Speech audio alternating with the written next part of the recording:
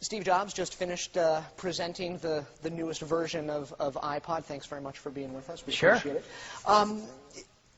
Lots of colors and lots of cool screens.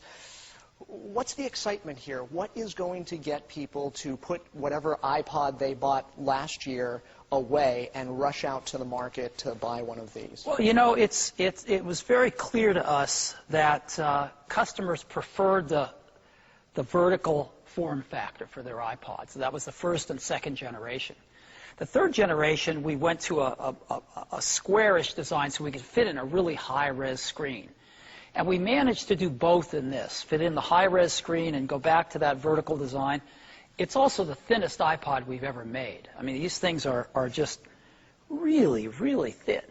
So, yeah, I think they're going to be really popular. We're offering twice the amount of memory for the same amount of money.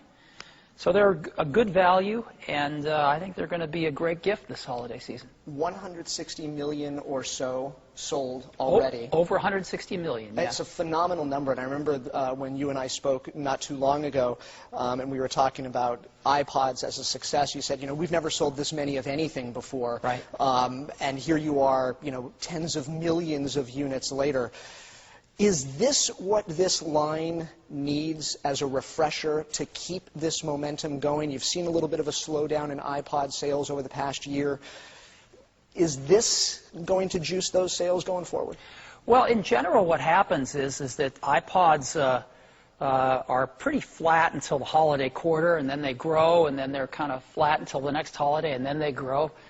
And I think we've got a great holiday lineup between the new Nano, the Refresh Classic, and the new iPod Touch. Looking at these devices now, this is a very iPod-centric kind of event, which might be surprising to some. They were hoping for maybe a MacBook refresh, something along the lines of a computer change. Maybe that was going to be your famous one more thing. You kept it as an iPod. There's been so much attention lately on... We kept it as music. Well, as music, that was safe to say. You've kept it as a music-only kind of an event today. There's been so much focus lately on iPhone and this unbelievable Mac momentum that Apple continues to enjoy. Is it a little odd to focus on this device, or does it make perfect sense that this is that third prong that needs to regenerate some momentum? Well, we think of it as three legs to our stool: the Mac, the iPod, and the iPhone. And the iPod's just a really wonderful, you know, product family for us. So between what we introduced in iPods and the new iTunes 8 with the Genius playlist feature, we had a lot to talk about today. And, you know, the invite we sent out said, "Let's rock." So we were trying to, you know. Let's switch gears here, because I know our time is tight, but you know, since the last time we sat down in June, there have been some will call them missteps by Apple. There's been the iPhone kill switch controversy. There has been, you know, issues surrounding a software upgrade. There's been issues of iPhone performance that seem to be, I'm not going to say dominating the headlines, but it's part of the discourse out there. Do you sense that there are these kinds of missteps at Apple, or is it business as usual and you're just keeping the momentum going? Well, I think that, you know, we strive for perfection, and sometimes we achieve it and sometimes we don't. You know, the iPhone 3G has some bugs which have caused a few % of customers problems. And it's our duty to fix those. And so we've got a software update, a big software update coming out this Friday, which fixes just a ton of those bugs. So I'm hoping that takes care of those customers. We take it very seriously. And but I think most of the customers are just loving the iPhone 3G. We're selling a lot of them.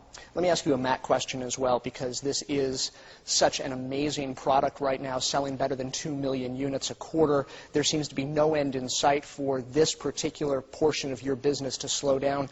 How surprising is it for you that Mac momentum continues to grow at this level for this period of time? I mean, there's an enormous amount of longevity here. Well, I think people have finally looked at the Mac and said, this is a viable alternative to Windows. And we've reached a tipping point where a lot of people are are starting to feel that way. The other interesting thing that's happening is people used to buy a computer for home because they used it at work. But now there's enough momentum of Mac in the home that they're starting to say, why can't I use this easy-to-use computer at work too? So we're seeing some great Mac momentum, and we're doing everything we can to make the best Macs we can. Have you seen the new Microsoft ads with Bill Gates? I saw the new ad that they're running, sure. And what'd you think?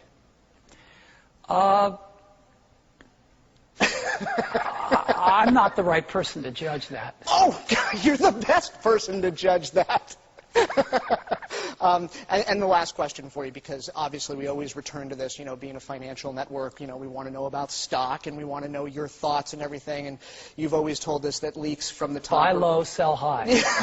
Pretty simple stuff. When you look at the headlines that Apple stock generates, and people wonder whether Wall Street is the proper venue to tell this story when there is so much innovation going on at this company, do you throw up your hands and say, enough? I mean, we're doing the best we can, and the stock price will ultimately follow, or do you ever get frustrated? Well, our job is to do the best job we can, and we really, work real hard at that.